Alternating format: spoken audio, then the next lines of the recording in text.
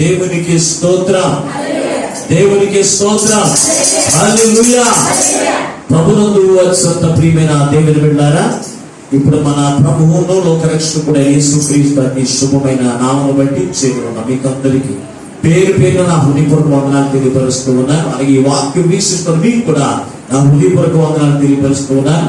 దేవుని యొక్క మహాకృపను బట్టి మరొక పర్యాయము ప్రభు యొక్క సన్నిధిలోనికి నడిపించబడి దేవుణ్ణి స్తుతించడానికి, దేవునితో సహవాసం చేయడానికి, ఆయన నామాన్ని మహిమపరచడానికి, ఆయన మాటలు వినడానికి ప్రభు మనకి ఇచ్చిన కృపను బట్టి నేను ఎంతగానో ప్రభువును బట్టి స్తుతిస్తూ ఉన్నాను, ఘనపరుస్తూ ఉన్నాను. ఏది ఏమైనప్పటికీ ఈ దిన వాక్య వాగ్దానముగా ఒక మాటను ఈ రోజున దేవుడు మనకి జ్ఞాపకం చేయడానికి ఇష్టపడుతూ ఉన్నాడు.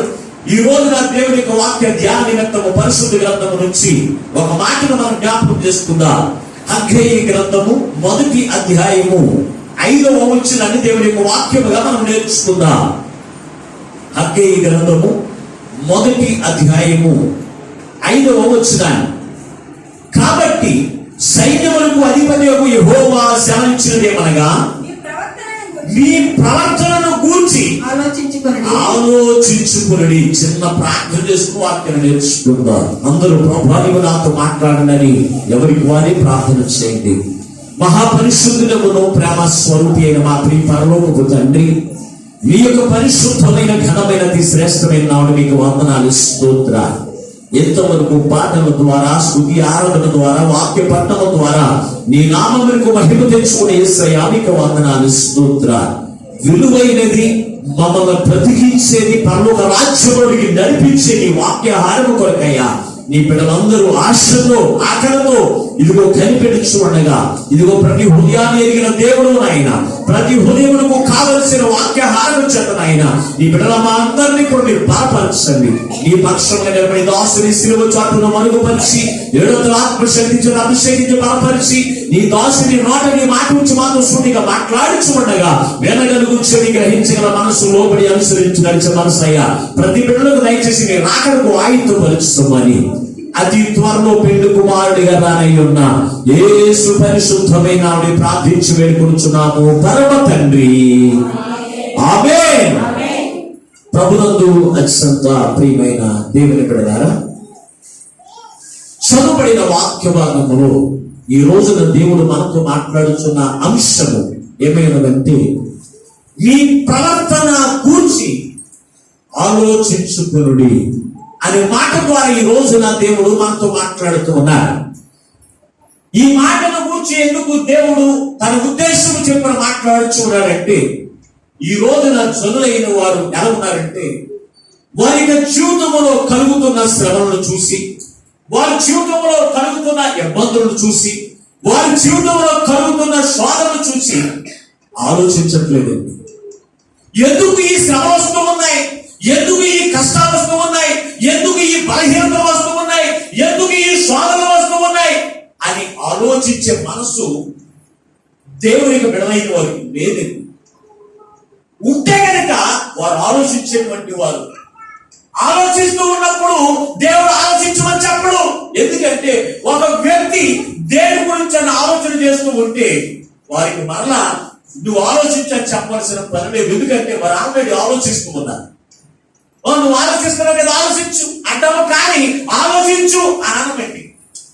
అయితే దేవుడు ఈ రోజున ఏమంటున్నాడు, నీ ప్రవర్తనను గూర్చి ఎవరు మాట్లాడుతున్నారండి? సైన్యములకు అధిపతియగు యెహోవా సెలవిచ్చుచున్న మాట. పాస్టర్ గారు కాదండి, దేవుడి యొక్క మందిరంలోకి వచ్చేటువంటి దైవ జనాంగమా, ఈ రోజున దేవుడు నీతో మాట్లాడుతున్నటువంటి మాట ఎవరు తెలుసంటే పాస్టర్ గారు కాదు. సైన్యములకు అధిపతియగు యెహోవా ఏంటంట, ఏమని మాట్లాడుతున్నాడు? సెలవిచ్చినదేమనగా. ఏమి సెలవిస్తూ ఉన్నాడు దేవుడు? ఏమి సెలవిస్తూ ఉన్నాడు దేవుడు అంటే, నీ ప్రవర్తన గురించి ఆలోచించుకోండి. నీ ప్రవర్తన గురించి ఆలోచించమన్నాడు. ఎవరితో మాట్లాడుతూ ఉన్నాడు ఈ మాట అని మనం ఆలోచన చేస్తే, మొదటి వచనంలో అసలు చదువు ఒక్కసారి. రాజైన దర్యావేషు ఏర్పడేమో 6వ నెల మొదటి దినమున ప్రవక్త హగ్గయి ద్వారా యూదా దేశం మీద అధికారియు షయల్తీయేలు కుమారుడైన జెరుబ్బాబెలుకును ప్రధాన యాజకుడును కుమారుడైన యెహోషువకు ప్రత్యక్షమై రాబు సెలవిచ్చెను. ప్రత్యక్షమై రాబు సెలవిచ్చెను. ఎవరు ఆలోచించమన్నాడు దేవుడు అంటే ఇక్కడ ఇద్దరు వ్యక్తులు మనకు కనపడుతున్నారు. ఒకడు జెరుబ్బయలు, రెండో వ్యక్తి యెహోషువ. వీరిద్దరు దేవుడు ఆలోచించమన్నాడు. ఎందుకో తెలుసంటే వారు ఆనాటి కాలంలో ఈ రాజు అయినటువంటి అహష్వేరోషు రాజు వారిని చెరసాలలో వేయించాడు. చెరసాలలో వేయించినప్పుడు చెరసాల నుంచి బయటికి వస్తారు అనే ఆలోచన వారికి లేదు. ఆ కష్టం నుంచి ఆ శ్రమ నుంచి బయటికి వస్తారనే ఆలోచన వారికి లేనప్పుడు ఆ చెరసాలలో ఆ శ్రమలో ఉండి దేవునికి మొరపెట్టారు. ఏమో తెలుసా? ప్రభువా, ఈ చెర నుంచి రక్షించేవాడు ఈ లోకంలో ఎవరు లేరు. ఈ కష్టం నుంచి ఈ బంధకాల నుంచి విడిపించేవాడు ఎవరు లేరు, నీవేనయ్యా. నీవు కనుక నన్ను ఈ శ్రమ నుంచి విడిపిస్తే నేను నీ పని చేస్తానయ్యా. నీ మందిరం కూల్చివేయబడింది కదా, ఆ మందిరం పని నేను చేసి నేను కట్టిస్తానయ్యా అని ఇద్దరు కలిసి ఏం చేసారు తెలుసంటే నొక్కుకున్నప్పుడు వారి ప్రార్థన దేవుడు ఆనందించి ఏం చేసాడు తెలుసంటే వారి కష్టాల నుంచి వారిని విడిపించి ఏం చేసాడు తెలుసంటే బయటికి రప్పించిన తర్వాత ఆ ముందు వచ్చిన 4వ వచనంలో ఒక్కసారి చదువు వారు చేస్తున్న పని. నీ మందిరము పాడై ఉండగా నీ ఇంట్లో ఏంటంట నివసించుటకు ఇది మీకు సమయమా? ఏంటండి? దేవుడి యొక్క మందిరము పాడైపోయి ఉండగా మీరేం చేస్తున్నారు? మీ ఇంట్లో మీరేం చేస్తున్నారు? నివసించుడికి ఇది సమయం. ఈ రోజున దేవుడి యొక్క సంఘాలు పాడైపోతున్నాయి కదా. కారణం తెలుసండి, విగ్రహారాధన ఎక్కువైపోయి దేవుని యొక్క మందిరాలు పాడైపోతూ ఉంటే క్రైస్తవులు ఏం చేస్తూ ఉన్నారు? ఎంతో పడుకుంటున్నారు. ఇది సమయం అనుకుంటున్నారు. ఇది దేవుని యొక్క రాకడ సమయము. ప్రభువును దేవుని పెట్టారా? ఎందుకు దేవుడు నిన్ను రక్షించాడు మీకు తెలుసా? ఎందుకు నిన్ను పర్వత రాజ్యంలోనికి చేర్చడానికి యేసుక్రీస్తు ప్రభువును రక్షించి నువ్వు ఒక వెలుగు దీపంగా ఉండి దేవుని యొక్క మందిరమును పాడైపోకుండా ఆ మందిరమును ఇంకా కట్టడానికి దేవుడిని ఏర్పాటు చేశాడు. కానీ దేవుని యొక్క సంఘాన్ని పాడు చేయడానికి నేను కాదు. అయ్యో, మన మందిరం చాలా అందంగా ఉంది కదండి, సీల్ కేసు ఉంది, చక్కగా ప్యాన్లున్నాయి, పాడైపోయి అంటారండి పాస్టర్ గారు. పాడైపోతున్నట్టు సంఘం దిగసారిపోవడం నేను పాడైపోవడం. ఈ రోజున సంఘం అభివృద్ధి అవుతుందా? సంఘాలు అభివృద్ధి అవుతూ ఉన్నాయా? దిగసారిపోతూ ఉన్నాయా? ఈ కరోనా వచ్చిన కాలం నుంచి మొదలు పెడితే ఈ రోజున చాలా సంఘాలు దైవజనులు చెప్తున్న సాక్ష్యం తెలుసంటే సంఘాలు దిగజారిపోయి అందులో కలిసిపోయి నానా కష్టాలు, ఇబ్బందులు, నష్టాలు పాలైపోతున్నారు. అయ్యారు ఏ పాస్టర్ గారు చూసిన అదే మాట పలుకుతుంది. ఈ సంఘాలు పాడైపోతున్నా ఈ రోజుల్లో సంఘం నీవు నీ బాధ్యత ఏంటి? ఎప్పుడైనా ఆలోచించండి.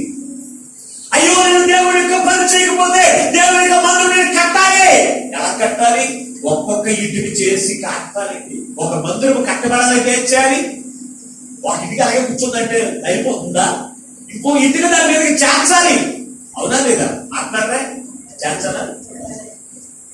నువ్వు చేర్చకపోయినా పర్వాలేదు, దేవుడి యొక్క మందిరముగా కట్టబడి ఆ గోడలో ఒక ఇటుక వారికి ఉండాలి.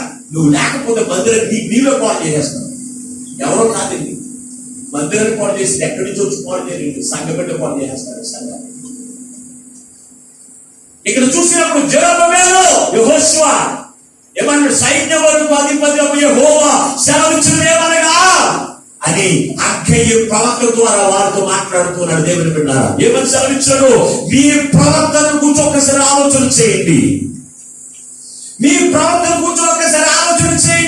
ఎలా ఉంది నీ జీవితం? ఇప్పుడు నువ్వు దేవుని విడిచిపెట్టి నువ్వు తిరుగుతూ ఉన్నావు. నీ గృహాల్లో నువ్వు పడుకుని ఉంటున్నావు. నీ గృహాల్లో నువ్వు సీరియల్ చూస్తూ ఉన్నావు. నీ గృహాల్లో నీ కుటుంబంతో ఆనందిస్తూ ఉన్నావు. దేవుని యొక్క మందిరము పాడైపోతూ ఉంటే నువ్వు ఎలాగా ఆనందించగలుగుతూ ఉన్నావు? నీ ఇంటిలోను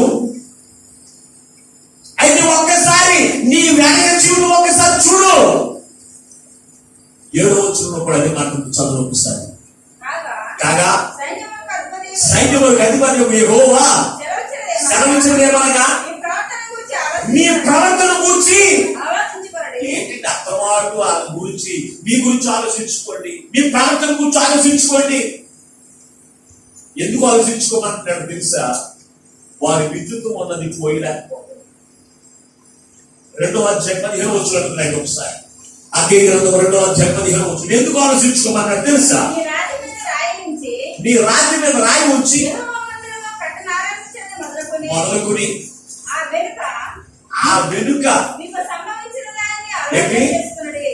ఆ వెనుక సంభవించిన దానిని ఆలోచన చేసుకోండి. చదవండి, ఎక్కువ వచ్చిన అదేమో చదివండి.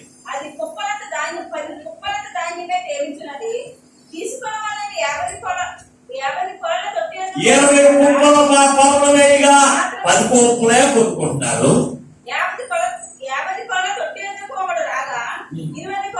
20 మాత్రమే కొనుక్కుంటారు, 25 కొనుక్కుంటున్నారు.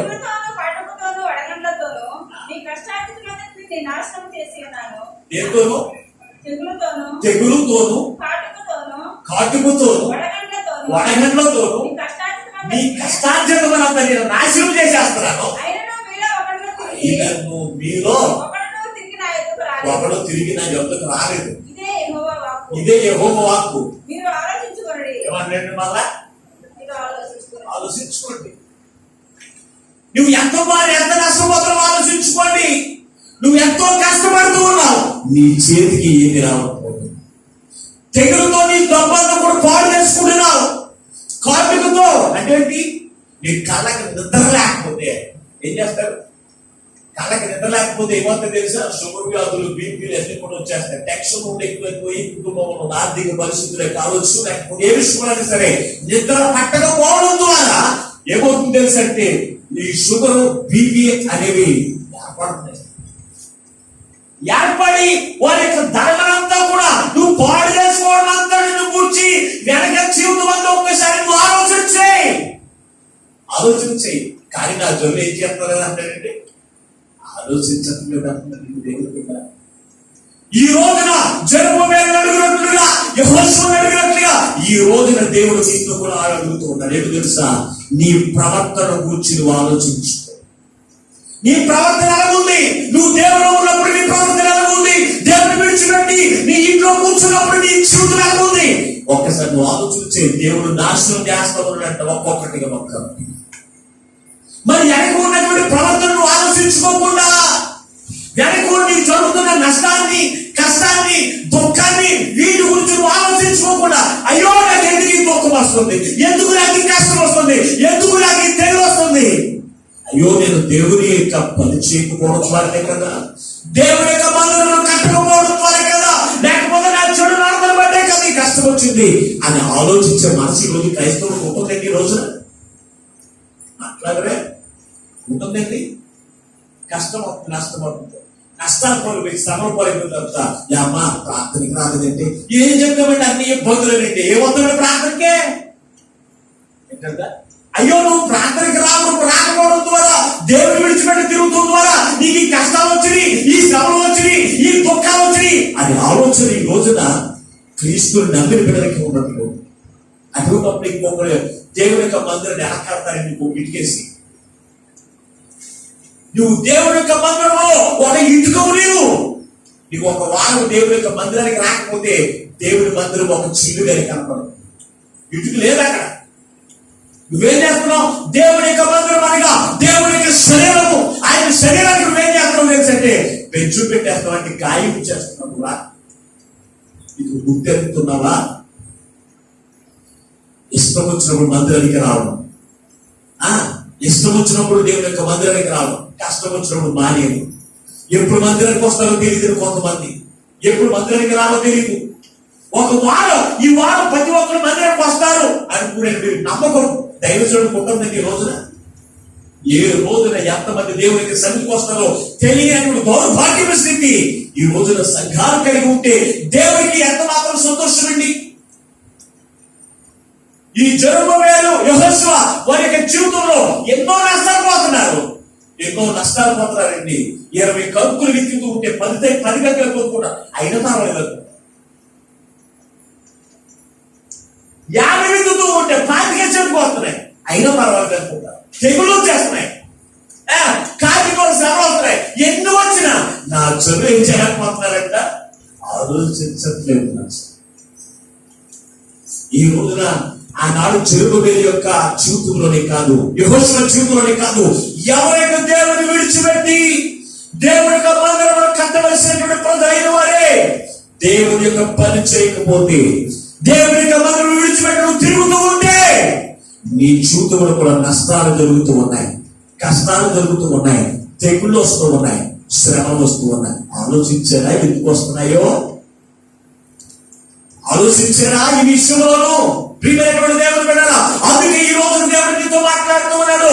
ఇదిగో సైన్యములకు అధిపతి యెహోవా సెలవిచ్చినదేమనగా, ఏమంటాడు? నీ ప్రవర్తనను గూర్చి ఆలోచించు. ఏ ప్రవర్తన? ఏ ప్రవర్తన?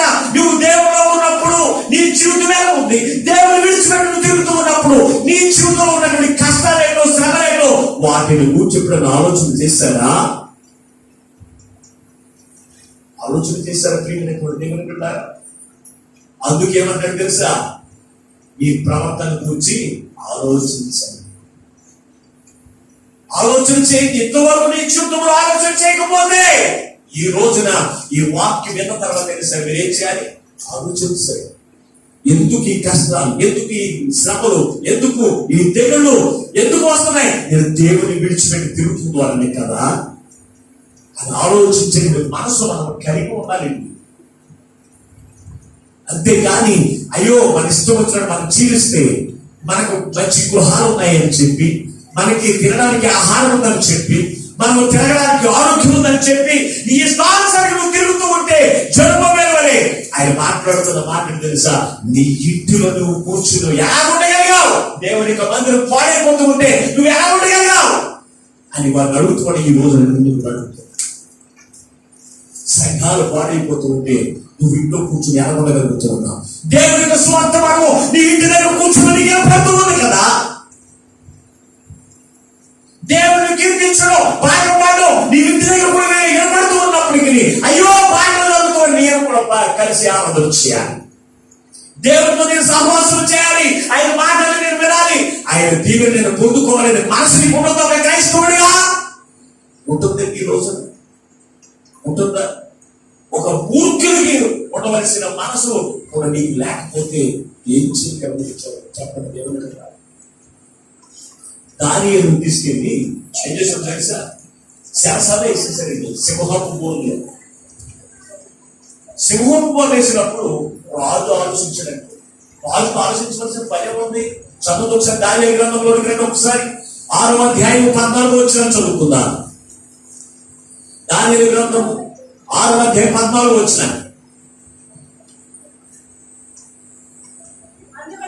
అందుకతడు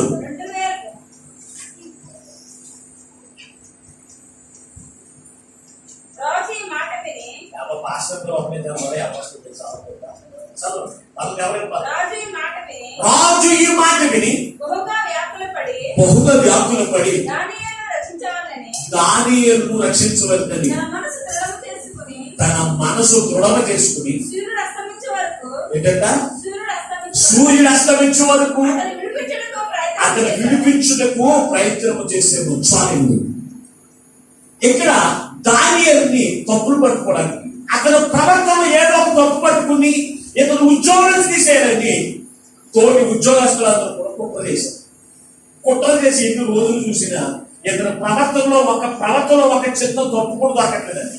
దానియేలు అతను ప్రవర్తన అంతటిలోనూ కూడా ఏదో ఒక తప్పు పట్టుకుందామని వారు అందరూ ఎదుగుతూ ఉన్నారు, కానీ ఒక్క తప్పు కూడా దొరకలేదండి. అప్పుడు ఆలోచించారండి, ఎలా కాదు ఇతను దేవుని విషయంలో తప్ప ఏ విషయంలో కూడా ఇతను మనకి తప్పు మనకు దొరకదు.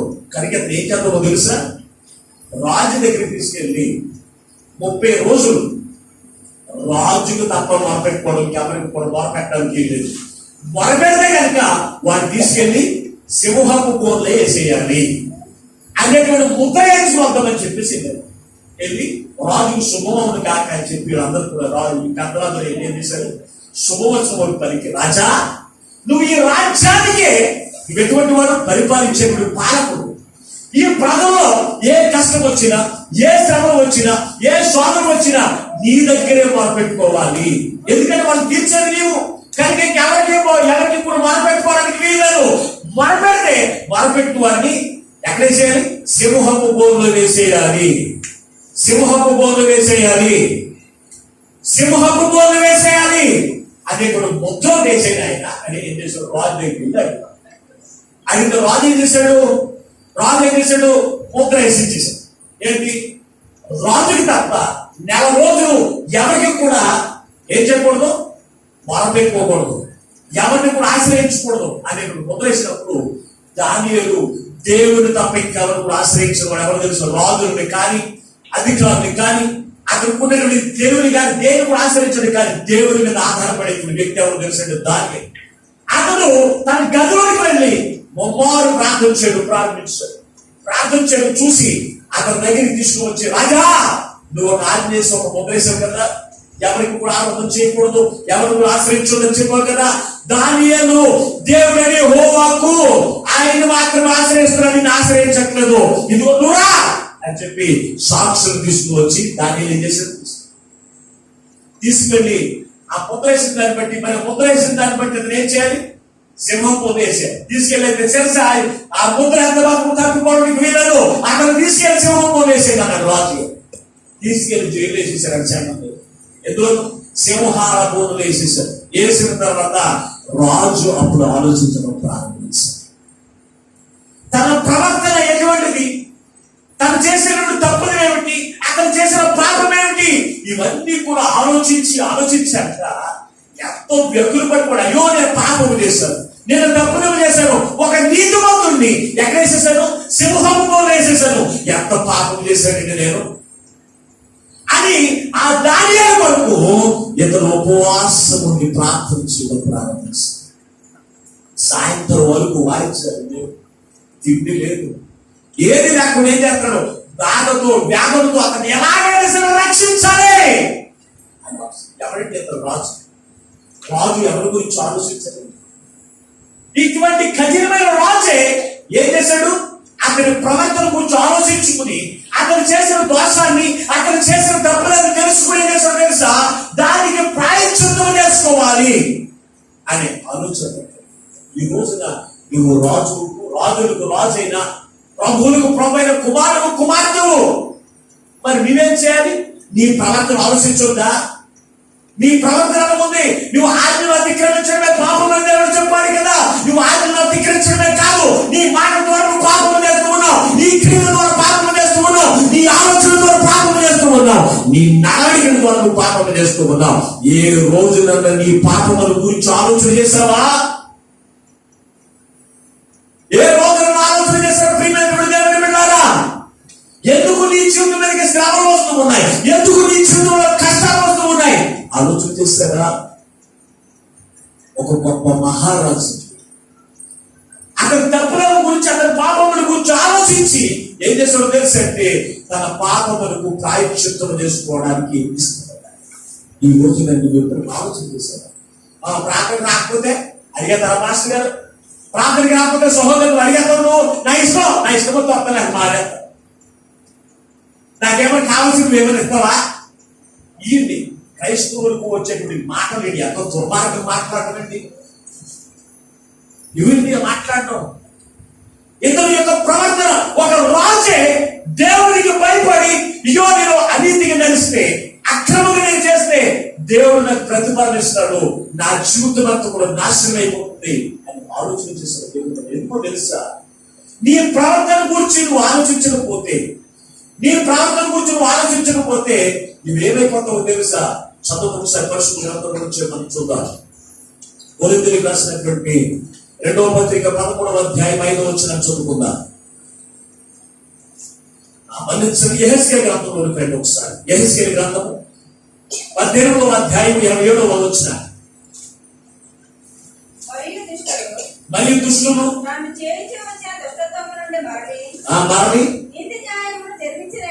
నీతి న్యాయమును జరిగించిన ఎడల తన ప్రాణమును తన ప్రాణమును రక్షించుకొనెను. రక్షించుకొను. అతడు ఆలోచించుకొని ఆ? అతడు అతడు ఆలోచించుకుని తాను చేసి వచ్చిన అతిక్రమ తాను చేయించు వచ్చిన అతిక్రమ క్రియలను అన్నిటినీ చేయక మానిన కనుక చేయక మాయన కనుక అతడు మరణమునందక అవశ్యముగా బ్రతుకును. అతడు మరణమునందక అవశ్యముగా బ్రతుకును. అవశ్యముగా బ్రతుకును. ఎవరండి? తాను చేస్తున్న పాపము క్రియలను ఏం చేయాలి? వాటిని ఆలోచించుకోవాలంట. ఆలోచించుకుని వాటిని విడిచిపెట్టి దేవుని యొక్క మార్గంలో నడిచిన ఎడల వాడు అవశ్యముగా నడుచును. లేకపోతే వారి యొక్క దుర్మార్గం యొక్క ప్రవర్తనను బట్టి క్రియలు బట్టి వాడికి ఏం కలుగుతుందంట? మరణము, అది నాశనం. అయ్యో నేను తప్పుడు మార్గం నడిచాను, నేను చచ్చిపోవాలంటే నువ్వు ఆత్మీయంగా నువ్వు చనిపోయావు. నువ్వు బ్రతికి ఉన్నానని అనుకుంటున్నావు, కానీ నువ్వేమైపోయి తెలుసావంటే దేవుని యొక్క ఆజ్ఞను అతిక్రమించి నువ్వు నీ పాపము చేత మరణం లేకుండా పరిస్థితుల్లో ఉన్నావని సంగతి నువ్వు జ్ఞాపకం చేసుకున్నావు. అంతేకాని నీ దుర్మార్గమును విడిచిపెట్టుకోవడం ఒక పాపము, అంతేకాదు దాన్ని మనం సమర్థించుకోవడం మరొక పాపము చేసి నీ నాశనానికి కారకుడుగా ఉండడానికి వీల్లేదు. అందుకే ఒకడు తన దుర్మార్గమును బట్టి తాను చేస్తున్న అతిక్రమములు అంటే పాపమును బట్టి ఏం చేయాలంట? ఆలోచించుకుని వాటిని విడిచిపెట్టి అలా వాడు అవశ్యముగా బ్రతుకుతుంది. ఎంత స్పష్టంగా రాసిన వాక్యం. ఆలోచిస్తే బ్రతుకుతుంది. ఆలోచించకపోతే నువ్వు మానవులను నరకంలోనే ఉంటావు, ఇంకెక్కడ ఉండబెట్టి. ఆలోచించిన ప్రతి వాడు, ఆలోచించిన ప్రతి ఒక్క కుమార్తె ఎక్కడ ఉంటారు తెలుసా? నరకంలో ఉంటారు. నువ్వు చేస్తున్న ప్రతి ఒక్క క్రియను బట్టి నువ్వు ఆలోచిస్తావు. కొంతమంది భార్య పక్కన ఏమంటుందో ఆలోచించుకుని మాట్లాడేస్తాడు. నాకు ఓడిపోచ్చింది నేను మాట్లాడేస్తాడు. కొంతమంది భర్తలు కూడా అంతేనండి. నాకు ఓడిపోచ్చింది నేను తిట్టేశానంతే. ఏమైపోయినా నాకు అనవసరం. కుటుంబం నష్టపోయిన పర్వాలేదు, భార్య భర్తలు విడిపోయిన పర్వాలేదు, కుటుంబంతో కూడా చరాచరం లేకపోయిన పర్వాలేదు, నాకు ఓడిపోచ్చింది నేను చేశాను. నేను ఎవరో తెలుసా? ఆలోచించినటువంటి వారు. ఆలోచించే వారు ఏం చేస్తూ ఉంటారు తెలుసా? ఒకవేళ నీవు తప్పునెవరు మాట్లాడినప్పుడు, తప్పునెవరు నడుచుకున్నప్పుడు, తప్పునెవరు ప్రవర్తించినప్పుడు, అయ్యో నేను తప్పుడు మాట నేను మాట్లాడాను, తప్పుడుగా నేను ప్రవర్తించాను నా భర్త పట్ల, నా భార్య పట్ల అనే ఆలోచన నీవు కలిగి. అంతేకాని దుర్మార్గంగా మూర్ఖులు మాట్లాడినట్లుగా, దుర్మార్గులు మాట్లాడినట్లుగా, అన్యాయస్తులు మాట్లాడడానికి క్రైస్తవుడికి తగదు. దేవుడు పెట్టారా? అది ఎవరికి తగులుతుందో తెలుసు అంటే ఒక దుర్మార్గుడికి సంబంధించిన మాటలు ఒక క్రైస్తవుడు మాట్లాడడానికి వీల్లేదు. ఒక గొప్ప మహారాజే ఏం చేశాడు? తాను చేసిన దుర్మార్గాన్ని బట్టి, తాను చేసిన అన్యాయపు తీర్పును బట్టి ఆలోచించాడు. దానిని బట్టి ఏం చేశాడు తెలుసు అంటే ఆ తప్పుడు మార్గాన్ని, తప్పుడు విషయాన్ని ఆలోచించి ఆ రాత్రంతా కూడా అతన్ని రక్షించడానికి ఇష్టపడ్డాడు. తెల్లారి సాయంత్రానికి వెళ్ళి ఆ దానియేలును బయటికి తీసుకొచ్చే వరకు కూడా మనశ్శాంతి లేదేంటి. ఒక వారం నువ్వు ప్రార్థనకి రాలేదు, రెండో వారం నుంచి అయ్యో నేను ఈ వారం రాలేదు, అది ఒకవేళ శ్రమలు వస్తాయేమో, ఒకవేళ కష్టాలు వస్తాయేమో, ఒకవేళ ఇబ్బందులు వస్తాయేమో అని ఆలోచనలు కలిగి ఉంటే ఏం చేస్తావు? మరుసటి వారానికి ఎప్పుడు దేవుని యొక్క మందిరం ద్వారాలు తెలుస్తారా? ఆ మందిరానికి వెళ్ళాలని ఆలోచన ఉంటుంది. ఎప్పుడు ఆలోచించే వారికే ఏమైపోతుంది నాకెందుకు, మందిరం ఏమైపోతుంది నాకెందుకు, సంఘం ఏమైపోతుంది నాకెందుకు, ఎవరు ఏమైపోతుంది నాకెందుకు అనేటువంటి కఠినమైన మనసు నీలో ఉంటే నువ్వేం చేస్తావు తెలుసా? దేవునికి దుఃఖాన్ని కలిగించేటువంటి వారిగా ఉన్నావు, దేవుని గాయపరిచేటువంటి వారిగా ఉన్నావు. ఆశ్చర్యాన్ని కాదండి, ఆశ్చర్యాన్ని కాదండి. తప్పిపోయిన కుమారుని గురించి ఒకసారి ఆలోచించి లూకా సువార్త 15వ అధ్యాయం 17వ వచనం ఒకసారి చదువుకుందాం. లూకా సువార్త 15వ అధ్యాయం 17వ వచనం. అయితే బుద్ధి వచ్చినప్పుడు వాడు నా తండ్రి యొద్ద ఎంతో మంది కూలివాడు అన్నము సమృద్ధిగా వాడికి ఉంది. నేనైతే ఇక్కడ పందుల తోట దగ్గర పందుల యొక్క కుడుదు చేత నేను కొడుకు నింపుకోవడానికి చూస్తూ ఉన్నాను, కానీ ఆ కుడుదు కూడా నాకు ఇవ్వట్లేదు. ఎక్కడొచ్చింది ఆలోచన? ఎంతకు ముందు తండ్రి ఇంట్లో ఉన్నప్పుడు సమృద్ధితోను శ్రేష్టమైన ఆహారంతో రాజభవనంలో ఎంతో రాజకీయంగా జీవించేటువంటి వాడు ఎవరో తప్పిపోయిన కుమారుడు. కానీ లోకాశల వైపు చూశాడు. లోకాశల వైపు చూసి తండ్రి దగ్గర తన ఆస్తి పంచుకుని ఏం చేశాడు? లోకంలోకి వెళ్ళిపోయాడు. దేవుని యొక్క మందిరము తండ్రి ఇంటిని విడిచిపెట్టి బయటకు వచ్చేసాడు. బయటకు వచ్చి తినడం ప్రారంభించిన దేవుని బిడ్డారా, తినడం ప్రారంభించినప్పుడు ఇతను ఆ లోక ఆశలన్నీ కూడా ఎక్కడ తీసుకెళ్ళి తెలుసంటే పద్దుల కుర్తుతో దగ్గర తీసుకెళ్ళి సాకారం చేసే పని తెలుసా? లోక ఆశలను అందంగా చూపెడతాడు. అయ్యో నాలో ఎంత ఆనందం ఉంది, నాలో ఎంత ఆశీర్వాదం ఉంది, నాలో ఎంత దీవెన ఉంది, నాలో ఎంత ఆరోగ్యం ఉంది అనేటువంటి ఆశలన్నీ కూడా నీకు చూపించినప్పుడు ఆశలకు నువ్వు లోబడి నువ్వు తండ్రి ఇంటిని విడిచిపెట్టి దేవునికి ఇంటిని విడిచిపెట్టి నువ్వు తిరుగుతారుతూ ఉంటే అది నేను ఎక్కడ తీసుకెళ్ళి కొనుక్కోబెడతాను తెలుసంటే పందుల తొట్టి దగ్గరికి తీసుకుంటాను. అలాగే మన యొక్క జీవితాల్లో దేవుని యొక్క పనిని విడిచిపెట్టి దేవుని యొక్క మందిరం విడిచిపెట్టి మనం తిరుగులాడుచుకున్నప్పుడు మన యొక్క గతి ఎలాగుంటుందో తెలుసు అంటే ఎందుకు పనికి రాని వారికి మనం చేసి పెంచుతారు. అప్పుడైనా సరే తప్పిపోయిన కుమారుడు ఏం చేశాడు? ఆలోచించారు, ఏంటి నా జీవితం ఎలాగైపోయింది, నేను ఇంతకు ముందు నా తండ్రి ఇంట్లో ఉంటే ఎంతో సమృద్ధి చెందిన తినేవాడిని, నా దగ్గర అనేక మంది పనివారు ఉన్నారు, వారు కూడా సమృద్ధి చెందనివ్వబడ్డారు, నా పరిస్థితి ఏంటి, తినడానికి ఆహారం లేదు అని ఆలోచించడం ఆలోచించాడంటారా? ఆలోచించకపోతే తండ్రి ఇంటికి వెళ్ళాలని ఆలోచన అవసరం ఇతనికి. అతనికి బుద్ధి వచ్చిందంట. దేని బట్టి వచ్చింది? ఆలోచిస్తే వస్తుంది బుద్ధి, లేకపోతే పద్ధతితో దగ్గర చచ్చిపోయింది కూడా. అయ్యో నేను తండ్రి ఇంట్లోకి నేను వెళ్ళను, ఆ ఇంట్లోకి ఎప్పుడైతే వచ్చేసానో ఆ ఇంటికి నేను కాకపోతే తొక్కను అనుకుంటే కనుక ఏమైపోయేవాడు ఇతను? నాశనానికి కాలు కూడా అయిపోయేవాడు. దేవుడు కూడా చల్లగా ఉంటా అలాగే కుటుంబంలో ఉంటుందా, లేకపోతే నా మాట ఏమైనా చోరపాటుగా ఉందా? చాలా మంది ఊపిపోతున్నారు, ఏమన్నా బొత్తు పదార్థం నేను దిగొచ్చా అట్లనే అప్పుడే నాకు నవ్వులేదు కనపడుతుంది, నాకు అనుకోవట్లేదు, పోవద్దు లేకపోతే ఉంచాడు పర్లేదు. నేనేంతో గుర్తించుకుని మాట్లాడితే అలాగైపోతుంది అసలు ఎంతో కూడా వేసిపోతాను నా క్యాకెట్కే.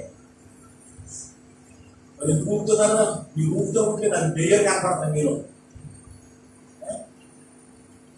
చాలా జాగ్రత్త ప్రియమైనటువంటి దేవుని బిడ్డలారా, ఇక్కడ చూసినప్పుడు తప్పిపోయిన కుమారుడు ఆ పండుగ గుడి దగ్గర ఆలోచించడం ప్రారంభించాడు. ఏంటి నా జీవితం, నేనేం పాపం చేశాను, నేను తండ్రి ఇంటిని విడిచిపెట్టి తిరగడం నేను పాపం అనుకున్నాను, నా తండ్రిని విడిచిపెట్టి రావడం నేను పాపము.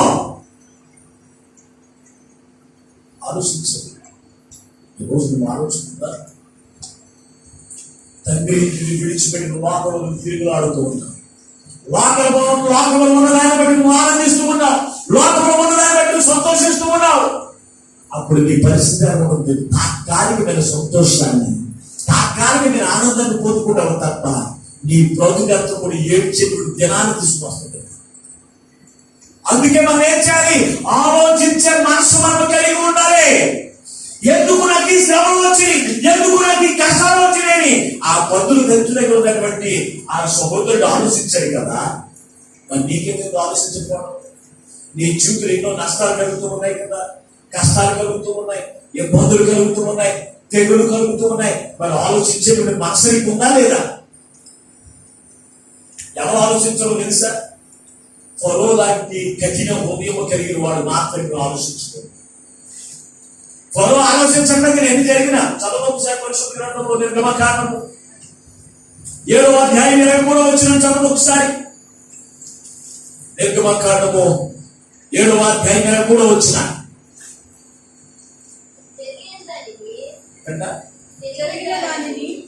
జరిగిన దానిని మనసును పెట్టక ఫరో తన ఇంటికి ఏం జరిగింది? ఏం జరిగిందంటే వరగాళ్ళు పడిపోతున్నాయి, జనం చచ్చిపోతున్నారు, పేరు గుర్తిస్తూ ఉన్నాడు, పేరు ద్వారా అనేక మంది చచ్చిపోతున్నారు, కప్పలు వస్తున్నాయి, కప్పల ద్వారా అనేక మంది చచ్చిపోతున్నారు, నీళ్ళన్నీ కూడా రక్తమైపోయింది, తినడానికి ఆహారం ఉండట్లేదు, ఒక్కొక్క జరుగుతూనే ఉన్నాయి. జరుగుతూ ఉంటే ఫరో ఏం చేయాలి? అయ్యో దేవుని యొక్క మాట చెప్పి నేను చేయట్లేదు, దేవుని యొక్క మాటకి నేను లోపడట్లేదు, మోసని జనాన్ని కూడా పంపించేంత మొదలుపోతే అని ఆలోచించుకోండి. అన్ని జరుగుతూ ఉన్నారంట, జరిగిన దాన్ని మనసు పెట్టుకోలేదు ఎవరైతే. అందుకే ఫరోని ఏమన్నా తెలుసంటే ఫరో మనసు కఠినమాయను అని రాయబడింది. నిర్గమకాండంలో పదే పదే ఫరో గురించి రాయబడిన మాట తెలుసా? ఫరో యొక్క మనసు కఠినమాయను అంటే నీవు జరుగుతున్న దానిలో కూడా మనసును పెట్టుకోవడం వాళ్ళంతా కూడా ఎటువంటి వారు తెలుసంటే కఠిన మనస్సు కలిగిన వారు.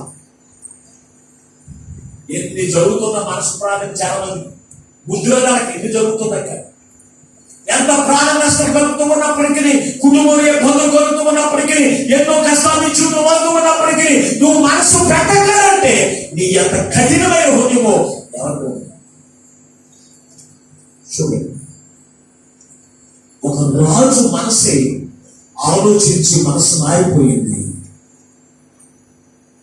తప్పిపోయిన కుమారుడు పనులతో దగ్గరికి వెళ్ళి ఆలోచించి తన మనసు మార్చుకుని తండ్రి ఇంటికి వచ్చి దేవుని యొక్క ఆశీర్వాదములను మరలా పుచ్చుకోవడం ప్రారంభించావు. నువ్వేం చేస్తున్నావు? ఆలోచించావు ఎప్పుడన్నా? ఏ రోజున ఆలోచన చేశారు దేవుడు పెట్టారా? అందుకే ఈ రోజున దేవుడు నీతో మాట్లాడుతున్నాడు. ఆలోచించండి దేవుడి గురించి. నీ ప్రవర్తన ఎలా ఉంది? నీ ప్రవర్తన బట్టి నువ్వు ఒక్కసారి ఆలోచన చేయి. నువ్వు ఎలా ఉన్నావు, నువ్వు ఎలా జీవిస్తున్నావు ఆలోచించుకుంటే. పొరవని కఠినమైన హృదయములు కలిగి ఉంటే ఇంకా ఇంకా నష్టాలు తప్ప కష్టాలు తప్ప ఏమాత్రం కూడా దీవులు చూడలేదు. త్వరవరే నీ జీవితంలో జరుగుతున్న మనసును పెట్టుకోకుండా నీ మనసును కఠినపరుచుకుంటే నష్టపోయేది దేవుడు కాదండి. నష్టపోయేది దేవుడు కాదు, కష్టాలు పోయేది దేవుడు కాదు. ఎవరు మనసు అయితే కఠినం చేసుకుంటారు, ఎవరైతే జరుగుతున్న దాన్ని బట్టి ఆలోచించకుండా, జరుగుతున్న నష్టాన్ని బట్టి ఆలోచించకుండా కఠిన మనసు కలిగి దాన్ని బట్టి జీవితం జీవిస్తారో వారి యొక్క జీవితాల్లో ఇంకా ఇంకా నష్టమే జరుగుతుంది. అప్పుడు ఆలోచించలేదు, మనసు పెట్టుకోలేదు. మళ్ళీ ఏం చేశాడు? ఈసారి ప్రథమ కుమారులందరూ కూడా తీసుకెళ్ళిపోతానన్నాడు. ఏం చేశాడు? తీసుకెళ్ళిపోతాడు. అది ఆకారం ప్రాణ నష్టం ఎప్పుడు కలిగించాడు తెలుసా? కుటుంబాల్లో నష్టాలు, కష్టాలు, శ్రమలు పాలు చేసి, చీకటి పాలు చేసి, అలాగే నీళ్ళలో రక్తం చేసి, ఇవన్నీ కూడా చేశాడు. ఆఖరి ఏం చేశాడు తెలుసా? ఇతను మనసు జరుగుతున్నవన్నీ కూడా ఇతను మనసు పెట్టుకున్నప్పుడు కుటుంబంలో ప్రాణ నష్టాన్ని చేసేది. ఐగుప్తీయుల్లో ప్రతి పురుషుడు ప్రథమ కుమారుడు చనిపోతున్నాడు. ఆఖరిది అదే. నీకు ఎన్నోసార్లు అవకాశాలు ఇస్తూనే ఉన్నారు.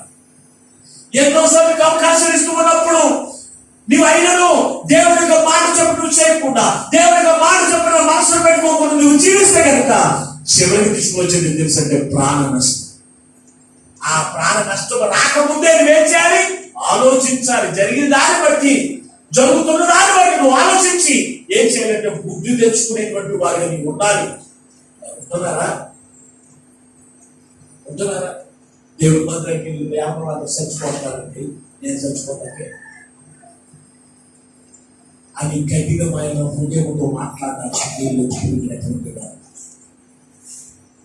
ఈ జనమే యెహోషువ వారి మనసును పెట్టుకోకుండా ఏం చేస్తారో తెలుసు అంటే వారి పని వారు చేసుకుంటారు. మంచి చక్కటి గృహాలు పెట్టుకుంటారు. ఎక్కడి నుంచి శ్రమ నుంచి బయటకు వచ్చేసారు కదా, అది ఎవరు విడిపించలేదు. దాని నుంచి దేవుడు వారు విడిపించి బయటికి తీసుకుని వస్తే వీరేం చేయాలి? దేవుడి మీద ఆధారపడేటువంటి వారిగా, దేవుడికి ఆరాధన చేసే వారిగా ఉండాలి. దేవుడికి మందిరం కట్టేటువంటి వారిగా ఉండాలి. ఆ పని మానేశాడు. మానేసి ఏం చేశాడు? ఇంట్లో కూర్చున్నాడు. మంచి గృహం ఉంది కదా, ఇంట్లో కూర్చున్నాడు. కారు నుంచి వచ్చారు సోదరి వచ్చి వర్షం ప్రార్థన, శుక్రవారం ప్రార్థన ప్రారంభించారు. ప్రార్థన అయింది. వెళ్ళడానికి అవకాశం లేదు. ఎక్కడున్నాం? అయ్యో మాకు ఇంట్లో పారిపోలేదండి. మేము కూడా దేవుడు మంత్రులు కొడుకు రాత్రి మాకు ఇల్లు లేవా? ఇల్లు కొడుకోవడానికి లేవంటారా? ఉన్నాయి కదా, దేవుడు ఇచ్చాడు. నాకు లేదని నాకు దేవుడు నాకు ఇల్లు ఇచ్చాడు. మరి దేవుని యొక్క పని మానేసి వర్షం వస్తుంది కదా ఇంట్లో కూర్చుంటే నేను శ్రమలు పోలైపోతాను, నేను కష్టాలు పోలైపోతాను. దూరం అనక భారం అనక దేవుడి యొక్క మందిరం నుంచి దేవుడితో పని ఎందుకు చేస్తున్నాను తెలుసా? కష్టాలు పోలైపోవడం నాకు ఇష్టం లేదు, నష్టాలు పోలైపోవడం నాకు ఇష్టం లేదు, తెగులు పోలైపోవడం నాకు ఇష్టం లేదు. ఆయన పని చేస్తే ఆయన నన్ను దీవిస్తాడు. ఆయన పని చేస్తే ఆయన నన్ను బట్టి సంతోషించి దేవుడి నామానికి పైకి వస్తుందని చెప్పి ఉద్దేశంతోనే నువ్వేం చేస్తున్నావు? గృహాల్లో పడుకోకుండా దేవుని యొక్క పని చేయడానికి పడుకోవడం దేవుని యొక్క మందిరం పక్కన నీ ఇల్లు ఉంటుంది. దేవుని యొక్క స్వరం నీకు వినపడుతూ ఉంది. దేవుని స్వరం కూడా లెక్క చేయకుండా నీ ఇష్టం వచ్చినట్టు నువ్వు ప్రవర్తిస్తున్నావు, నీకు ఇష్టం వచ్చినట్టు నువ్వు నడుచుకుంటున్నావు, నీకు ఇష్టం వచ్చినట్టు నువ్వు మాట్లాడుతూ ఉన్నావు. జాగ్రత్త ప్రియమైనటువంటి కూడా నీ ప్రవర్తన గురించి ఆలోచించాలి. ఇది నేను చెప్తున్న మాట కాదు. సైన్యములకు అధిపతి యెహోవా ఏం చేస్తున్నాడు? నీ ప్రవర్తన ఎలా సెలవిస్తున్నాడు? ఎలాగో నీ ప్రవర్తన గురించి ఆలోచించుకునుడి. నువ్వు ఏం చేస్తున్నావు, ఎలా ప్రవర్తిస్తున్నావు, ఎలా నడుస్తూ ఉన్నావు, ఎలా మాట్లాడుతున్నావు, ఈ ప్రవర్తన అంతటి గురించి ఆలోచించుకో. ఒకసారి ఆలోచించుకో. ఎందుకు జరుగుతున్నది? నీ వెనక జరుగుతున్న సంగతులన్నిటి గురించి ఆలోచించుకో. ఎందుకు జరుగుతూ ఉన్నాయి? వీటన్నిటి గురించి ఆలోచించుకోబట్టి ఏ రోజు నన్ను ఆలోచన చేశారా? నీ వెనక జీవితం ఎలా జరుగుతుంది, ఎలా జరిగింది? వెనక జీవితంలో ఉన్నటువంటి కష్టాల నుంచి, శ్రమ నుంచి దేవుడు ఎలా విడిపించి ముందుకు తీసుకువచ్చాడు. వీటిని గురించి ఏ రోజు నన్ను ఆలోచన చేశారా? పైకి నన్ను అనుకుంటూ ఉంటాం, క్రీస్తులోనే ఉన్నాం మేము. అందుకే అపోస్తలుడైన పౌలు కొరింథీ సంఘానికి రాస్తున్న మాట చదువుకుందాం. కొరింథీయులకు రాసిన 2వ పత్రిక 13వ అధ్యాయం 5వ వచనం చదువుకుందాం. కొరింథీయులకు రాసినటువంటి 2వ పత్రిక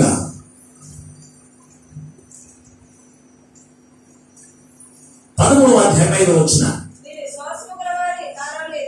మీరు విశ్వాసము గలవారై ఉన్నారో లేదో ఏం చేసుకోవాలంటే మీరే ఆలోచించుకుని చూసుకోండి. మిమ్మల్ని మీరే పరీక్షించుకోండి.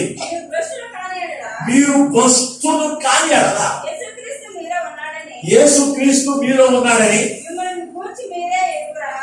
మిమ్మల్ని గూర్చి భ్రష్ట మనస్సు అంటే ఏంటి? భ్రష్టులు అని ఎవరంటారు తెలుసా? విశ్వాసము లేనటువంటి వారు, నమ్మకము లేని వారు, భక్తి జీవితము లేని వారు, దేవుడు అంటే భయం భక్తి లేనటువంటి వారు ఏమన్నా తెలుసు అంటే భ్రష్ట మనసు. వారికి అంతా కూడా అసూయతో ఆలోచన చేస్తారు, స్వార్థాలతో ఆలోచన చేస్తూ ఉంటారు. అందుకు అపోస్తలుడైన పౌలు కొరింథీ సంఘంతో మాట్లాడుతూ ఉన్నాడు. మీరు యేసుక్రీస్తునందు ఉన్నారో లేదో ఆలోచించుకోండి. మీకు మీరే ఆలోచించుకోండి. మన గురించి ఇప్పుడు ఆలోచిస్తూ ఊరుకుంటామా? నా వల్ల నీకు ఎందుకు, నేను నరకానికి వెళ్ళిపోతే నీకు ఎందుకు, నేను స్వర్గానికి వెళ్తే నీకు ఎందుకు అని అడుగుతున్నా. అందుకే అపోస్తలుడైన పౌలు ఏమంటున్నాడు? మిమ్మల్ని మీరు ఆలోచించుకోండి. ఏ విషయంలో ఆలోచించుకోమంటున్నాడు? నీ కుటుంబం గురించి కాదు, నీ బిడ్డల గురించి కాదు, మీరు చదువుల ఉద్యోగం గురించి కాదు, నీకున్నటువంటి ఆస్తులను బట్టి కాదు ఆలోచించవలసింది. ఏ రోజులు నువ్వు లేస్తే నీకున్న ఉద్యోగం గురించి, నీకున్నటువంటి పనుల గురించి, నీకున్నటువంటి బిడ్డల గురించి ఎప్పుడు ఆలోచన చేస్తూనే ఉంటావు. కానీ నువ్వు యేసుక్రీస్తునందు ఉన్నావో లేదో ఆలోచించుకున్నారా? ఆలోచిస్తారేంటి? అసలు ఏదో మొక్కుబడికి ప్రార్థన వీళ్ళు వస్తున్నా. కొంతమంది జీవితం అంతేనండి, మొక్కుబడికి దేవుడు మందిరానికి కడతాం అనుకుంటాం తప్ప నేను క్రీస్తులో ఉన్నానా లేదా, క్రీస్తులో ఉన్నానా లేదా ఆలోచిస్తుంది.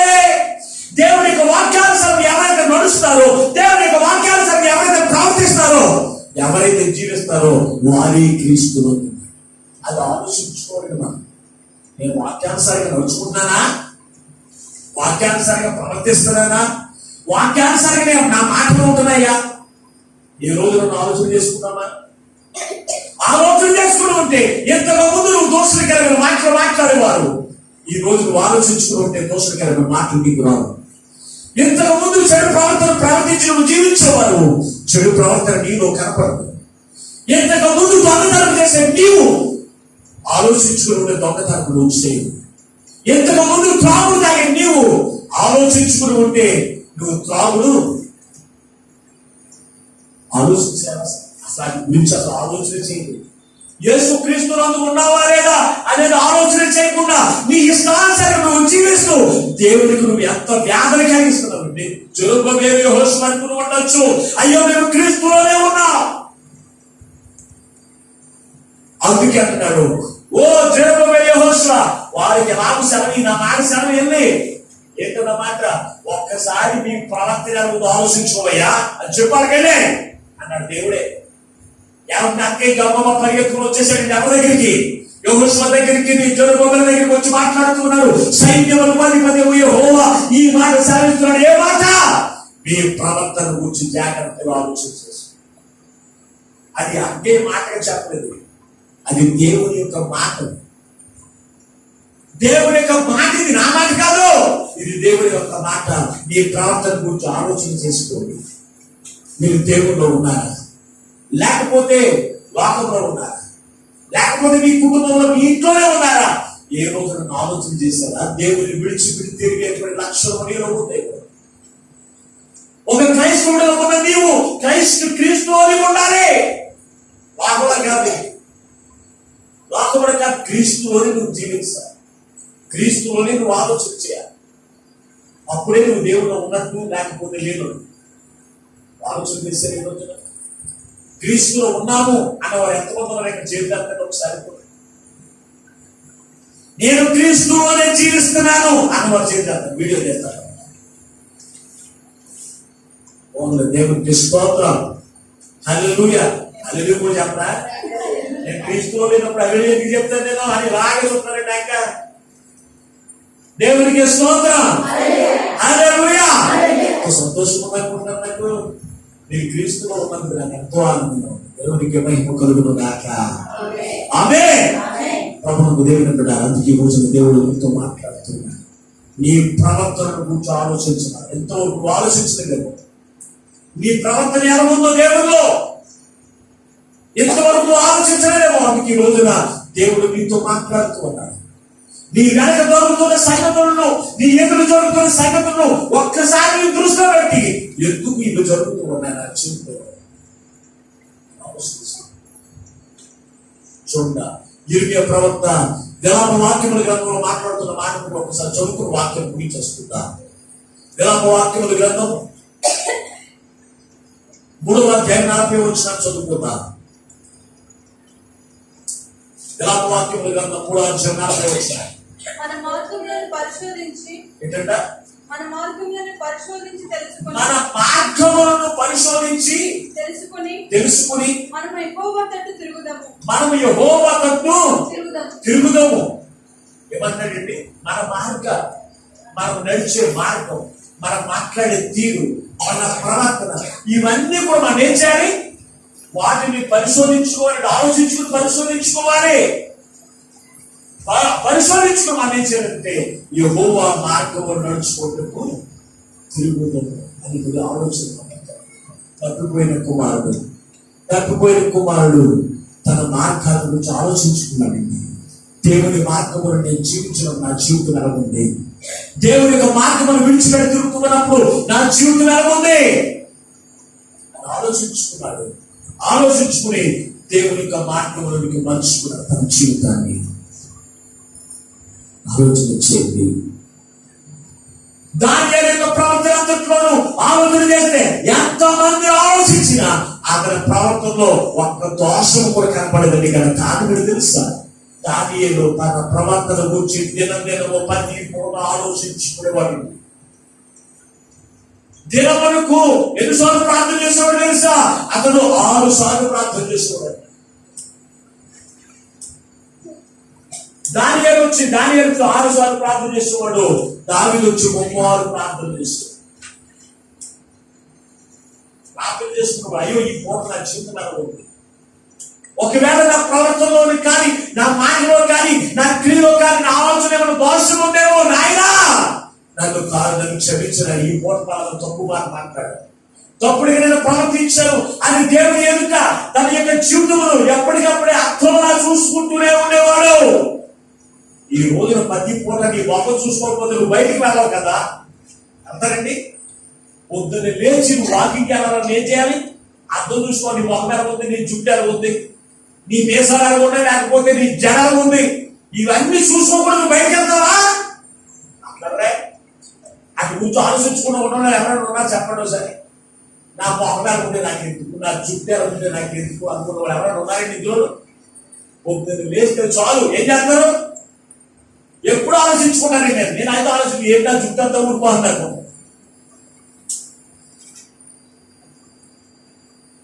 ఏమనుకుంటాను నేను? నా జుట్టు అంతా ఊడిపోతుంది. చాలా మంది అంటారు నన్ను, మాస్టర్ గారు ఏంటి మీరు ఎక్కడ ఊడిపోయిందేంటి బాబా, ఎక్కడ ఊడిపోయిందేంటి అంటారు. ఊడిపోతే ఊడిపోరా, ఏమైంది అనుకో అంట. నేను ఒకటే మాట, దీన్ని పట్టించుకోలేండి నా జుట్టుని. ఆ కటింగ్ చేసుకున్న దగ్గర కూడా అలాగే చెప్తారు, మొత్తం ఉన్నది కూడా కొరిగే అంటారు. ఏమొచ్చు అసలు నా గుండెగా బాగా. ఆ పిల్ల నాతో ఆడుకుంటారు, ఈ జుట్టు ఉన్న జుట్టు అంతా ఊడిపోయింది, ఉన్న 4 ఏళ్ళు నీకే అంత మాట. ప్రియమైనటువంటి దేవుని బిడ్డలారా, ఎందుకు చెప్తున్నాను తెలుసా? అన్ని విషయాల గురించి నువ్వు ఆలోచన చేస్తూ ఉంటావు. నీ మొక్క మీద చిన్న పొక్కు వస్తేనే అది ఎలా తగ్గించుకోవాలని ఆలోచన చేస్తూ ఉంటావు. మరి నీ మనసు మీద ఉన్న ముద్ర, తప్పుడు ముద్ర, పాపపు ముద్ర, చూడు ఆలోచనలు, ఇవన్నీ కూడా వేచాలి. వాటిని తొలగించుకుని దేవుడి యొక్క మార్గంలో జీవించడానికి ఎప్పటికప్పుడు నువ్వు ఆలోచన చేయాలి. ఆలోచన చేస్తున్నారా? ఆలోచన చేయకపోతే నిన్ను బట్టి దేవుడు దుఃఖిస్తాడు. నిన్ను బట్టి ఆయన ఏం చేస్తున్నాడు? దుఃఖిస్తున్నాడు, వేధించబడుతూ ఉన్నాడు. ఆయన వేదనలు, ఆయన శ్రమ భరించి ఎందుకో తెలుసా? నువ్వు వేదన పోరాడడానికి కాదు, నువ్వు శ్రమ పోరాడడానికి కాదు, నువ్వు తెగులు పోరాడడానికి కాదు, నీ తెగులు నుంచి విడిపించడానికి ఆయన గాయపరచబడ్డాడు కదా. మరి ఇంకా ఇంకా ఇంకా ఇంకా ఆయన పక్కన పెట్టి నువ్వు ఇష్టానుసారం నువ్వు ప్రవర్తిస్తూ నువ్వు జీవిస్తూ నువ్వు తెగులు పోరాడిపోతుంటే దేవుడికి ఎంత మాత్రం కూడా సంతోషం కాదు. నువ్వు కష్టాలు పోరైపోవడం, శ్రమలు పోరాడైపోవడం ఆయనకి ఇష్టం లేదు. నువ్వు దూరంతో పొలముతో నువ్వు దేవుడు ఆనందించాలని దేవుడికి ఉద్దేశం కలిగి ఉంటే నువ్వేం చేస్తున్నావు? 10 విత్తి 20 విత్తి నువ్వు 10 పొందుకుంటున్నావు, 50 విత్తి నువ్వు 5గా పొందుకుంటావు. అది దేవునికి మహిమ. నువ్వు తెగులు పోరయ్యి, కష్టాలు పోరయ్యి, నష్టాలు పోరైపోతూ ఉంటే ఆలోచించొద్దండి. ఆలోచించట్లేదు కానీ ఈ రోజు ఏమంటారు తెలుసా? దేవుడే స్వయంగా మాట్లాడుతున్నాడు. ఆలోచించండి. నీ ప్రార్థన, నీ ప్రవర్తన ఎలా ఉంది, నీ వెనక ప్రవర్తన ఎలా ఉంది, జరుగుతున్నాయి ఆలోచన చేయండి. నష్టాలు ఎందుకు వస్తున్నాయి, కష్టాలు ఎందుకు వస్తున్నాయి, ఇబ్బందులు ఎందుకు వస్తున్నాయి, శోకలు ఎందుకు వస్తున్నాయి? ఆనాడు తప్పిపోయిన కుమారుడు ఆలోచించి ముందు నేర్చుకుని క్రీస్తులో స్థిరంగా నిలిచాడు. అతడు ఆశీర్వాదములకు ఏవైనా కోల్పోయాడో వాటన్నిటికంటే గొప్ప ఆశీర్వాదాన్ని మళ్ళా కోల్పోయాడు. ఈ రోజు ఆలోచన చేస్తారు, ఆలోచన చేయండి. ఇక్కడ మాట్లాడుతుంది, మీరు దేవుల్లో ఉన్నారా లేదా? మీరు దేవుల్లో ఉన్నారు అని ఆ కొరింథీ సంఘంతో అపోస్తలుడైన పౌలు చెప్పట్లేదు. మీరు దేవుల్లో ఉన్నారా లేదా అనేది మీకు మీరే ఆలోచించుకోండి. ఆలోచించుకుని క్రీస్తులో ఉండుటకు మీ మనసును స్థిరపరచుకోండి. అలాగే ఈ యోగ ప్రజలతో ఇరువైపు కూడా మాట్లాడుతున్న మాట ఏంటి తెలుసు అంటే, మీ మార్గం అనేది దేవుడు నడుస్తున్న మీద ఆలోచించుకోండి. మీ జీవితాలన్నీ కూడా క్రీస్తులో ఉంటున్నాయా లేదా ఆలోచించుకుని, ఒకవేళ లేకపోతే కనుక క్రీస్తులోనికి వచ్చి తప్పిపోయిన కుమారుడు జీవించినట్టు మీరు జీవించి ఆయన ఇచ్చే ఆశీర్వాదం మీకు వారసం కింద దేవుడు మాట్లాడుతుంటే ఎంతవరకు నువ్వు ఆలోచించే మనసు నీకు లేకపోతే, ఎప్పటికప్పుడే దేవుడితో మందిరానికి వెళ్తున్నప్పుడు బైబిల్ పట్టుకుని రావడం, ఏదైనా తర్వాత ఇంటికి వెళ్ళిన తర్వాత ఈ బైబిల్ తీసుకెళ్ళి ఎక్కడో శుభ్రంగా సూట్ చేసిన చదివేయడం కాదు. ఆలోచించడం అంటే అది కాదు. తెల్లవారు లేస్తే నీ బ్రతుకు గురించి, నీ పనుల గురించి, నీ ఉద్దేశం గురించి ఆలోచిస్తున్నావే. నువ్వు దేవుడు ఉన్నావా లేదా అని ఎప్పుడైనా ఆలోచన చేశారా? ఈ నష్టాలు ఎందుకు వస్తాయి, కష్టాలు ఎందుకు వస్తాయి ఆలోచన చేశారు? ఆలోచించారు. నేను చెప్తున్న మాట కాదు, సైన్యములకు ప్రభువు యెహోవా సెలవిస్తున్న మాట. ఆయన ఆలోచించమని ఈ రోజు చెప్తున్నాడు. జెరుబ్బయలుతో యెహోషువ చెప్పినట్టుగా ఈ రోజు నీతో నాతో కూడా చెప్తూ ఉన్నాడు. ఆలోచించి ఈ ప్రార్థన సరి చేసుకుంటే సరి, లేకపోతే ఏమైపోతారంటున్నాడండి. యేసుకి ప్రవక్త ఏమన్నాడండి? మరణము పొందుతారు, మరణము పొందుతారు. ఒకవేళ మీరు ఆలోచించుకుని మీ పాపమును, మీ దుర్మార్గమును విడిచిపెట్టి ఈ మార్గమును సరి చేసుకుంటే కనుక మీరేం చేస్తారంటే శాశ్వత కాలం జీవిస్తారు. మరి శాశ్వత కాలం జీవించాలి అని ఆలోచన కలిగి ఉంటే, మరి ఒక రాజ్యంలో జీవించాలని ఆలోచన కలిగి ఉంటే ఎంతవరకు ఆలోచించుకుంటే ఈ రోజు ఆలోచించాలి. మీరు ఆలోచించడానికి యేసుక్రీస్తు ప్రభువారు ఆయన ముందకి ఆయన మన కొరకు ఆలోచించి మనము శ్రమల పాలు కాకూడదని, మన పాపముల ద్వారా మనము శ్రమల పాలు కాకూడదని ఆయన నీ కొరకు నా కొరకు శ్రమ పరచబడింది, నీ కొరకు నా కొరకు గాయపరచబడింది. ఎందుకో తెలుసా? నీకు స్వస్థతనిచ్చి నీకు ఆశీర్వాదముల చేత నీకు నింపి నిత్య జీవంలో నేను కూర్చోబెట్టాలనే ఉద్దేశంతోనే ఆయన నీ కొరకు నా కొరకు ప్రాణత్యాగం చేశాడు. ఆయన ప్రేమను కూర్చే రోజున ఆలోచన చేశారా? క్రీస్తు ఎందుకు చనిపోయాడు? నా పాపముల కొరకే కదా, నేను చేస్తున్న పాపముల కొరకే కదా. మరవాళ్ళు నీ పాపము చేస్తే ఆయనని గాయపరుస్తానేమో అనే లక్ష్యం నీలో ఉంటుందా? ఆలోచించు.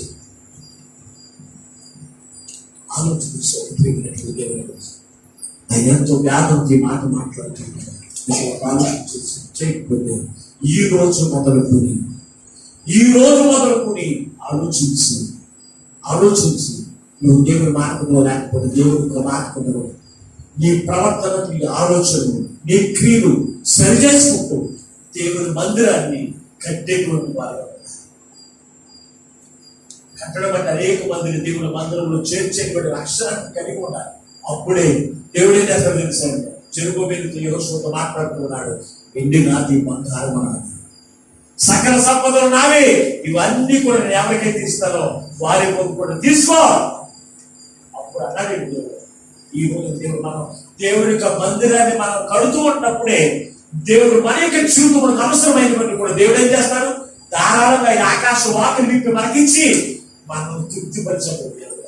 అటువంటి జీవితం మన పరిశుద్ధాత్మ దేవుడు ఆలోచించి మన ప్రవర్తనను, మన ఆలోచనలు, మన క్రియలు సరి చేసుకుని దేవుడికి ఇష్టమైన రీతిలో మనం జీవించి ఆయన ఇచ్చేటువంటి ఆశీర్వాదములకు, ఆయన ఇచ్చేటువంటి నిత్య రాజ్య వారసులు వేసేటందా ఆ పరిశుద్ధాత్మ దేవుడు ఈ మాటలు వింటున్న మనందరికీ అనుగ్రహించును గాక. ఆమేన్. ప్రార్థన చేసుకుందాం. మహాపరిశుద్ధుడగును ప్రేమ స్వరూపైన తండ్రి, మీకు వందనాలు స్తోత్రాలు.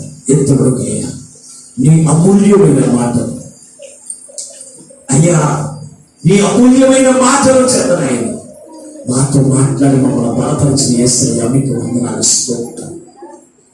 సైన్యములకు అధిపతి యెహోవా సెలవిచ్చుచున్నాడు, మీ ప్రవర్తన అంతటిని గూర్చి ఆలోచించుకోండి. నీ ప్రవర్తన ఎలాగుందో, నీ జీవితం ఎలాగుందో, నీ నడవడికి ఎలాగుందో, నీ మాట తీరు ఎలాగుందో ఆలోచించుకోండి. మమ్మల్ని ఆలోచించమని చెప్పండి. ఎంతవరకు ఏ బిడ్డలైతే ఆలోచించుకోవడానికి నడుచుకుంటున్నారో వారందరికీ ఆలోచించే మనసు వారికి దయచేయండి. వారి ప్రవర్తన, వారి ఉద్దేశములు సరి చేసుకుంటూ తప్పిపోయిన కుమారుడు ఎలాగైతే మనల్ని ఆశీర్వాదం వారసుగా ఎంచబడ్డాడు అటువంటి జీవితం వరకు ప్రసాదించండి అయ్యా. త్వరలో ఎవరికైనా కఠిన మనసు ఉంటే జరిగిన సంగతులని మనసు పెట్టక జీవిస్తూ ఉంటారు. అటువంటి వారు ఒకసారి జ్ఞాపకం చేసుకోవడం జరుగుతున్నవి, జరిగిన వాటిని, వెనక ఉన్న వాటిని మనసులో పెట్టుకున్నాయ్యా. అయ్యా, నువ్వు మా పట్ల చూపుతున్న కృపను బట్టి, నువ్వు మా పట్ల చూపుతున్న ప్రేమను బట్టి ఈ రోజు మేము సాక్షులు ఎక్కడ ఉన్నామని మేము మనసులో పెట్టుకున్న తండ్రి, పాడైపోతున్న మందిరాన్ని కట్టేటువంటి వారిగా అయ్యా నీ కృపను ప్రతిబింబాలను ఉంచి తండ్రి, నీవు రాకడకు ఆయుత్తుపరుస్తున్నాయి. అటువంటి మనసు ప్రతిబింబకు దయచేసి ఆనాడు తప్పిపోయిన కుమారుడు నిన్నతో ఆశీర్వాదం పొందుకున్నట్లుగా తండ్రి ఆస్తి అంతటిలో ఒక వారసత్వాన్ని పొందుకున్నట్లుగా అటువంటి ఆశీర్వాదం ప్రతిబింబకు అనుగ్రహం చేసింది. మహిమను పొందమని వ్యక్తపడిన మాటలు వ్యర్థముగా విడిచిపెట్టకుండా నీరు పరపు చేసి నీ నిత్య రాజ్యం వారసుని సిద్ధపరుచుమని యేసు పరిశుద్ధమైన నామములో ప్రార్థించి వేడుకొనుచున్నాము పరమ తండ్రి. ఆమేన్. దేవుడు మిమ్మల్ని మీ కుటుంబాలను దీవించును గాక. ఆమేన్. మీకు అందరికీ వందనాలు.